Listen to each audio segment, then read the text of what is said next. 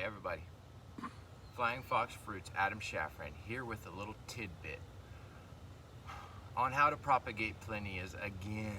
I know I've done videos on how to graft Plinias and other similar species, and even species that aren't similar. It's really grafted in the same way that a lot of other things are. Pretty easy to graft. The hardest part for me of grafting them is the big cuttings. The really big cuttings are hard to graft. That wood's hard to cut, man. Chicken's running around. So this video is an addendum to what I've already told you and some tidbits. I'm gonna talk a little bit about cocktail grafting, like why, making a cocktail tree, what that entails, why I do it, how I do it, the reasoning I put into it, and then also doing multi-grafts on a larger rootstock, okay? There's certain times where it makes sense to go ahead and graft multiple scions onto a larger rootstock instead of grafting one single scion onto a little rootstock. So let me try to explain this as quickly as I can. For instance, right now, if I was to take one cutting of a tree that I wanted to fruit quickly and graft it onto this, it wouldn't fruit so fast because this is such a small rootstock. Typically, when you're taking like a little, if I take a scion from a tree that's only this big and it's never had a flower come on the old wood, on the callus before, it's gonna take longer for it to fruit. So when you're grafting Jaboticabas, Plinias, generally speaking, the larger the scion up to a certain point, the faster it's gonna fruit. I'm sure there's some kind of point where if you graft a scion so big, it's like, I don't even know. There's got to be a point where they're too big and you're gonna waste time or something. But I've never grafted them much bigger than my thumb. I'd say like 3/4 of an inch in diameter at the most. But it's ridiculous. The hardness of the wood is just incredible. You got to take a little bit at a time. That's what I had to do. There's many different ways to do it, but let me go ahead and show you how to graft and watch. So I'm going to make a little tiny cocktail tree out of this. I get my pruning shears, set everything down here. We'll leave that right there. I chose this one because it's got a little Y shape to it. And now this little rootstock, the tree I'm grafting, is not going to be to get it to fruit quickly. I'm just doing this to have two different varieties on the same tree. So let me go get my scions. Look over here this way.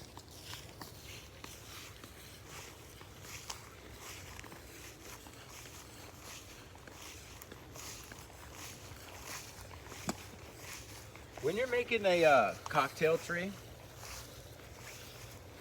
I think it's important to pick out two varieties that have a similar growth habit. Like for instance, these two trees, I don't even know what they are. There's some rare variety I got from a guy in California. But they have a similar growth habit. I've had them in pots and they're the same age.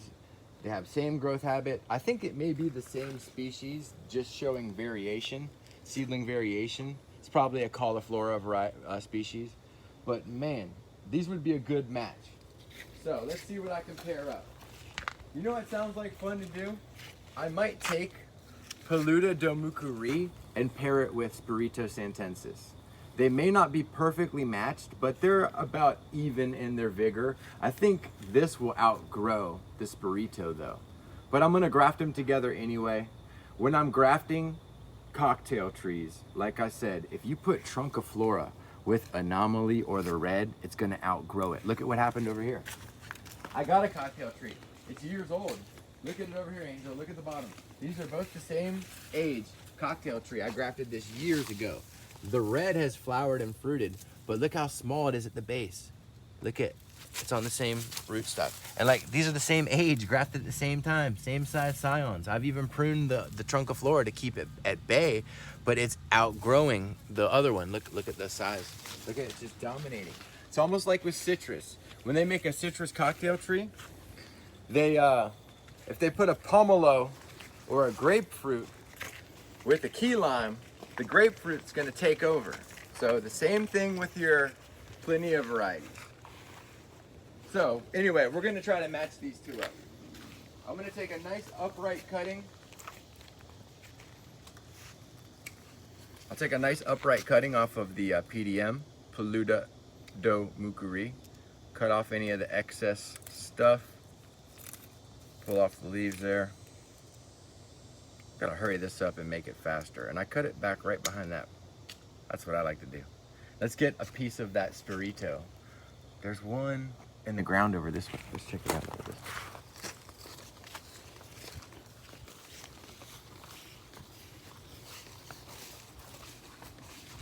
Both of them have purple, fuzzy fruit. So I think it'd be fun to put them on the same tree.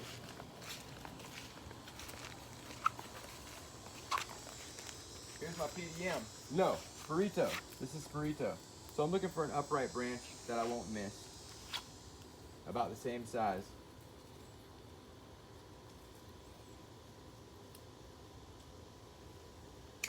Took that one.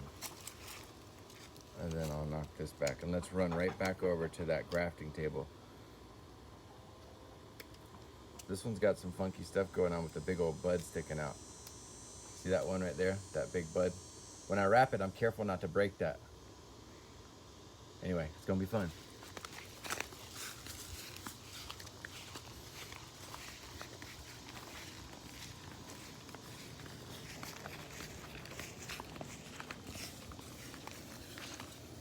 This is Grimmel over here, and it'd be fun to graft Grimmel on because then I'd have 3 different fruits that are purple and fuzzy on the same tree. That'd be fun, but I'm not gonna do that today. But that would be something fun to do maybe one day. I'm just trying to get ideas out there for cocktail trees. They're all about, oh, look over here. This is from my other video. Now this doesn't mean it's gonna take, but that was the grafting video where I did them off season, I think. I did the loquat, it's starting to push. I don't know if it's gonna live or die, but it's pushing. I'd say that. Now let's see how fast I can do this.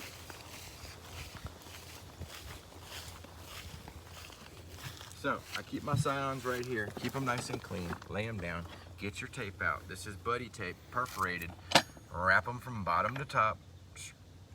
I start on the diagonal, make sure it overlaps, and just roll, roll, roll, roll your boat.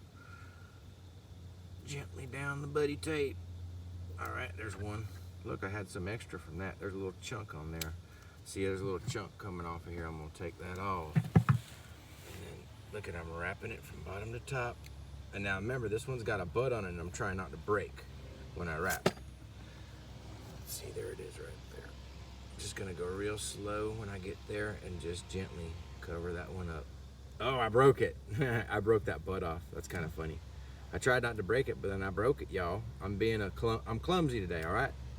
So this one was the Plinia Spirito Santensis. This one is Peluda do Mucuri. Set them there. Now we go ahead and cut back the rootstock into like a slingshot. And then take your grafting knife. Oh, these are really cool. This is an instrument called a snip-a-stitch. And they're really cool for like intricate little cuts you need to make to anything. And sometimes when I'm undoing the buddy tape, I'll cut it with this, but you gotta get surgical with a snip-a-stitch. It's like having tweezers and scissors combined. It's cool. Get your nose hairs with that too, man. All right, now I just do a simple cleft graft. See if I can do this. Oh, I split it open. That's good enough. I kind of popped it open like that, and it's not an even cut, but it doesn't matter. I'm gonna do like this, and then a quick cut here, quick cut there. Good enough. Chicken's over there on the neighbor's property, I think. See, can I balance it like that for a second? Nope, I'm gonna need some tape. I got some tape. Wrapping it up. Like a simple cleft graft. It doesn't have to be perfect. All right, I'm gonna have to come back over this again. Now I'm gonna have to speed it up for you guys. So like I said, this is just to put 2 varieties together on the same tree. This is not gonna make it fruit any faster by doing this, okay? This is not increasing the precocity or like, you know, making it fruit quicker. This is just putting 2 that are not the same species onto the same plant. And it may not even take This time of year is kind of hot, but this is another little rule of thumb. Even when you think it's too hot to graft, if your tree, the one that you're trying to push, the one that you're trying to graft is currently pushing out growth and it's healthy and looking good and it's flushing out new growth, I think that's a good time to go ahead and take scions if they haven't already pushed. So I'm trying to graft stuff that's pushing now. The Spirito Santensis is about to push and the PDM is pushing like crazy, so I'm grafting them now. I didn't clean the knife. We'll see what happens. Little cut there. And I always like to try to position it so it's not, you know, growing into, see there, you could have the scion go that way or that way. And I always try to design the tree, if you will. Everything just came, that was just 2 cuts. Couldn't ask for better. And then look at that, just balance like that. It's always good when you can balance them with no hands, Ma. I hear a dog whining, don't you? I wonder if he's stuck on that porch. Or if you know, he's just sitting by the back porch running his yapper. He likes to get right in the camera. And I'm wrapping it from bottom to top when I do it to seal it, but you go up and down when you wrap it like a wire to pull the cambium tight. That's like a broken bone. I wrap it like a wire and tight over where I cut it to brace it and to pull the cambium tight together. So there it is. I'm not gonna label it because I'll know just what it is from this video. And but usually you should label what you grafted. So that one was to make a cocktail tree. You could try to add 10 different, you know, there's people that have a bunch of different varieties fruiting on the same tree. When you have a cocktail tree, there's a lot of pruning and maintenance, but they fruit on the old wood. So think of the rootstock as a pot, and each branch you're planting a tree in a pot, you know? And so you can plant trees in trees, but you need to be mindful of where you're planting them. Think about the growth rate. Think about how you're gonna have to prune it and maintain it over the years. But people are fruiting many different varieties on one specimen, which is nice if you don't have a lot of room. If you've got restricted space, or if you're in a homeowners association, you're only gonna have 1 tree or something like that. Think about it. And then you also can get possible hybrids because they're all fruiting right next to each other. Now, this next graft I'm gonna do, that's a multiple graft. This one is for a much different reason. I'm using this big rootstock, and this is how to get something to fruit quickly. You take a rootstock that's already established in about a 3-gallon pot, knock it back to where you want to graft, right about here. Cut it back. And then this one is going to be 2 grafts of the same variety. And the tree I'm taking cuttings from is not fruiting, but if it was fruiting, it would help it fruit quicker. And I think it'll help it fruit quicker even that it's not fruiting. But these are the Roxapulpa, the purple pulp. I want one of those grafted, double grafted, that I can plant out in the yard and see how it performs and not have to worry about losing one of my trees that's a seedling. So let me take, oh, I hate doing this, but I gotta take a big branch. Let's get a big branch, guys. We'll take this one here, and then we'll take, I wanna just take scions from one tree. I don't want to have multiples on different ones in case one is more vigorous than the other. I don't know if that even makes sense. I need another big cutting, guys. This is hurting my feelings right here. Okay, I got one. Try to pick upright cuttings of equal size. Let's take them back over here. Now, the bigger the better. If I could have taken some really, really big cuttings, that would have been great. These are decent sized. If they had flowers on them, like say it was Phitrantha or Grimmel, I think it would fruit quicker if you took these big old cuttings like this. Well, these aren't big old, but they're bigger than what we just used. This has actually got some scale on it too, which is interesting. Some of them get scale, but this tree's actually got a scale on it. And it comes and goes. It sheds it off, but it must mean it's sweet. It's got scale on it. Anyway. I've seen the Camu Camu. It gets a brown scale. Ooh, they love that Camu Camu. So I'm gonna wrap this up, bottom to top. And I think for some reason, you have a bigger rootstock, multiple scions. It takes less time for that tree to get established and finally fruit. Now this is not, like I said, mature scions, so it's not going to probably fruit much quicker than that seedling over there. But had this been something like a red Jaboticaba, Phatrantha, a white, something that flowers on this size wood, this is going to flower a lot quicker than just doing a single graft. Even a single graft on a tree this size. Actually, it's nice if you have even a larger rootstock, do 5 different grafting. It's top working the tree, you know what I mean? You're top working the tree. I'm trying to go as fast as I can. I'm getting cooked out here. My glow in the dark shirt is getting charged up. I'm gonna try to show that at the end, that'd be fun. All right, I got that. That's wrapped up. Let's clean the knife here with some alcohol. I'm sure Angel's getting burned up by the sun up there. Probably some back guano on that. Okay.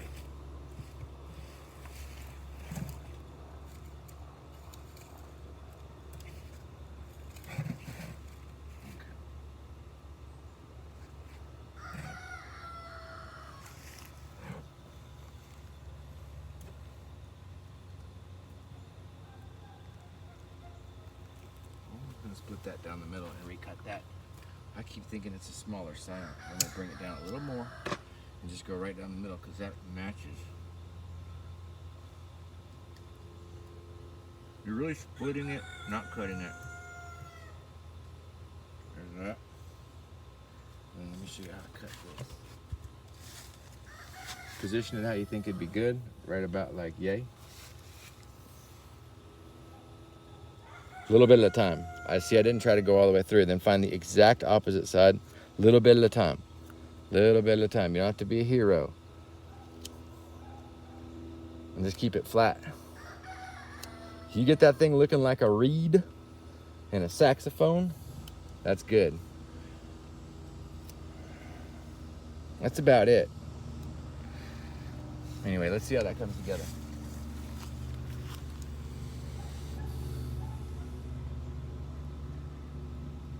Oh, I think it goes the other way, right? Sorry about that, guys.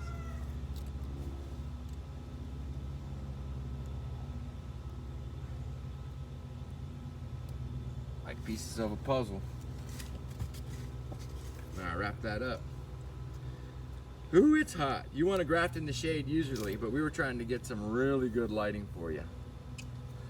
Sometimes I like to use an old plastic bag from like Publix or whatever and just bind it up and use it to wrap the union, because you can wrap really tight with an old, plastic bag or even little pieces of twine to get really good tension. And then this buddy tape is expensive. A lot of you probably aren't going to want to wrap the union with it. You could use that green nursery tape. You know, the stuff they use to tie the trees up when they're on a bamboo pole. That stuff works really well to wrap the union, but not to wrap this up. This tape is unique because it's breathable, it's stretchable, and it's like a greenhouse over that scion, protecting it with a seal that is going to biodegrade, where the green tape and all these other parafilms, or not parafilm, but you can't use saran wrap to wrap up the scion typically.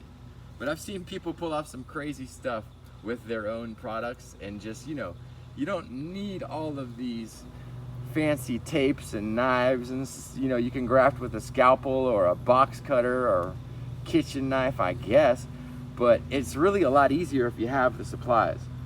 So I'm gonna graft one more on here. Where'd that other sign go? Did I lose it already? Did you find it? Behind you. Behind me? On the ground? I thought you put it back. Oh gosh, this is my favorite thing to do, is to lose stuff. So it's in the box, right? Yeah, sometimes it falls there in the box. Did I wrap it yet? Where'd it go? I gotta find that scion. I think I did wrap it. We got a lost scion, y'all. This is getting dangerous. That's not it. This is fun. We're gonna have to hit the replay on that. You didn't see where it went? Mm-mm. Maybe it's I think 2 of them. I had it down there. It's gonna be a nice cut in the video, huh?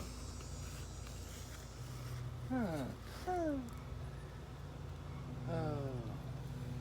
Wait a second. I had two of them. I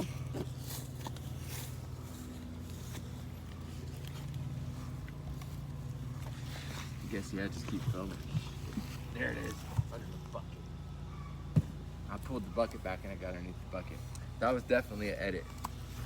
One of the scions got misplaced under the bucket. It's hot out here. I figured we'd go out in the full sunlight. It's about, what, 100 degrees, would you say? At least. You know what's really intelligent sometimes in life is if you just take a step back, right over here, to the shade. Because the lighting was, woo!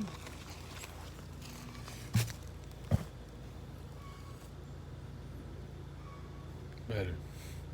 Feels a lot cooler over here now that I've changed positions. But that's another thing to consider is where you're grafting. It's better to graft in the shade than out in the full sun. When we first started, it was overcast. Conditions changed like nothing, then we got cooked. So think about where you're putting a tree after you graft. You don't want to go cook it out there if it's 100 degrees. Today is seriously over 100 degrees. And it's humid. So let me hurry up and cut this and get this video done. There's definitely going to be some edits in this. Come over here and check this out. I think I already messed that up, but let's try it again. All right. Oh, you want to see how I do this? I'm doing some funky cutting here, where I'm getting impatient and just trying to get it all. Oops, man, that might be it. Let's see how that worked out. I'm gonna position it like that. You know what? That'll work.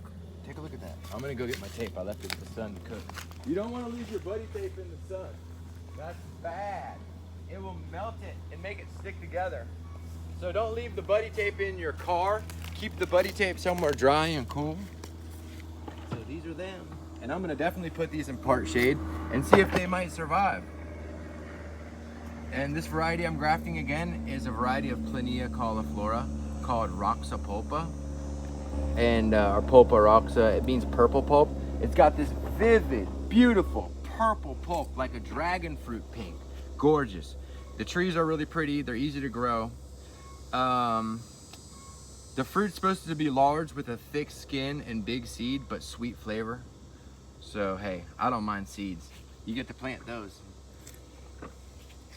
And that's about it. We're gonna keep that in part shade and pray. And we'll do an update video to see if this takes. And remember, the reason to do these when you top work the tree and do these multiple grafts on a larger rootstock is to get that tree to fruit quicker. Use bigger scions on a nice big rootstock. You could top work a 10-gallon, 25-gallon tree. Just you're gonna have to cut it back to, you know, that gets risky. I've done it before. Or you can do like a bark graft. If you have a branch this big, you can pop scions in like a bark graft. I personally didn't like to do that. I like to graft into branches about that thick around, you know, about 3/4 of an inch at the most. You know, and you can take a tree that's in a 7-gallon, that's a full Sabara, big nice tree, or even a bigger tree, and then knock it back to stumps that are all about this big, do you understand? And then prune it up and thin it out and then start tacking on some big cuttings of a variety that's fruiting. And you can get, it's like top working it, you can get to fruit quick. Thanks for watching. We're hot out here. Have a good one.